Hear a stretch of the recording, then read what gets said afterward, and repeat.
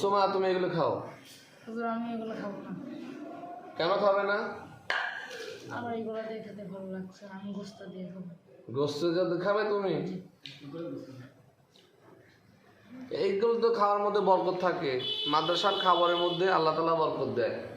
তুমি বিসমিল্লাহ বলে এইগুলো খাওয়া শুরু করো, দেখবে খুব মজা লাগবে। সবাই খাচ্ছে, সবাই মজা লাগতেছে। তুমি এগুলো খাও বিসমিল্লাহ বলে, দেখবে তোমার মজা লাগবে, ভালো লাগবে। হ্যাঁ, তুমি খায়া দেখো, খুব মজা লাগবে। ঠিক আছে, আবার পরে আবার গোস্ত দিয়ে রান্না করে খাও। হ্যাঁ শোনা, ওকে যাও। ঠিক। হুজুর মাদ্রাসার খাবার আসলে অনেকই মজা। কেমন করে বুঝলে তুমি?